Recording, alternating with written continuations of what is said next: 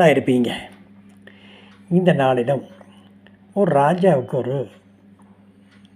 ஒரு சந்தேகம் வந்தது.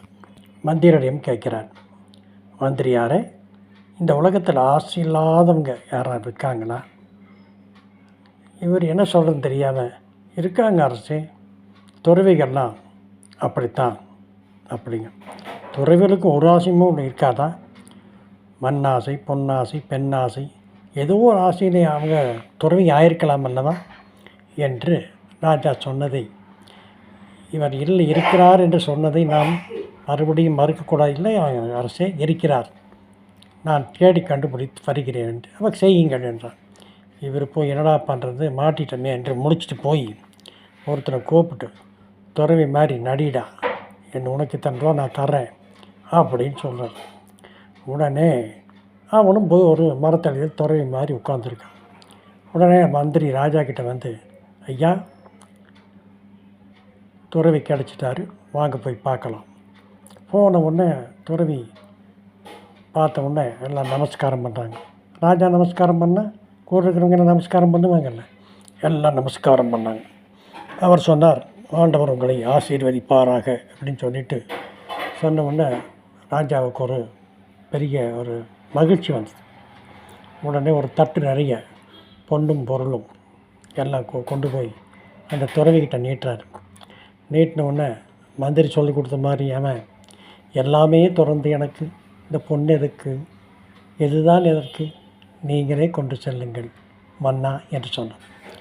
ராஜாவுக்கு பயங்கர ஆச்சரியம், இப்படி ஒரு துறவி இருக்கிறாரா அப்படின்னு ஒரே மகிழ்ச்சியோடு அரண்மனைக்கு வந்தார். அடுத்த நாள் இந்த மந்திரி ஓடி போய் அந்த துறவிக்கிட்ட, டேய், நீ நல்லாவே நடிச்சடா, போதும் பரவாயில்ல, என் மானத்தை காப்பாற்றிட்ட, இந்தாடா நான் பேசுகிறபடி இந்த பணம் 10,000 ரூபா வச்சுக்கோ அப்படின்னு சொல்லும்போது அதை சொல்கிறான் துறவி, ஐயா, எல்லாமே திறந்து எனக்கு எதுக்கு இந்த 10,000 ரூபா? என்னடா அப்படி சொல்கிறேன்? ஆமாம் ஐயா, நான் சாதாரணமாக இருந்தேன், உனக்கு யாரும் மரியாதை கொடுக்கல, துறவி வேஷம் போட்டேன், ராஜாவே என் காலில் விழுகிறாரு, அப்புறம் எதுக்கு நான் துறவியாகவே இருக்கிறேன் அப்படின்னு சொன்னானாம். எப்படி இருக்குது? இது போலத்தான் பைபிளில் பேதுரு கை வைத்து ஜெபித்தால் பரிசுத்தாவியால் நிரம்பி ஜனங்கள் கீழே விழுந்து விடுவார்கள். இதை பார்த்த ஒரு சீமோன் என்ற மந்திரவாதி, எனக்கு அந்த மாதிரியான ஒரு வரத்தை தாருங்கள், நான் இன்னும் கொஞ்சம் பெரிய காசு சம்பாதிக்கிறேன், ஆயிடுவேன், இதுக்கு எத்தனை ரூபா வேணும் சொல்லுங்கள், நான் தர்றேன்னு சொன்னானாம்மா. அது பேதுருக்கிட்ட போய் அவர் சொன்னாராம்மா, உன்னுடைய காசு உன்னோட நாசமாக கடவுது, அந்த துறவி மாதிரியாக ஒன்று. அப்போஸ்தலர் தேவனை பின்பற்றி நடந்த பேதுருவை போல தானும் ஆகணும் என்று ஆசைப்பட்ட சீமோன் அவனை கண்டபடி திட்டி அனுப்பிவிட்டார் பேதுரு. சிலருக்கு சிலதின் மேல் ஆசை.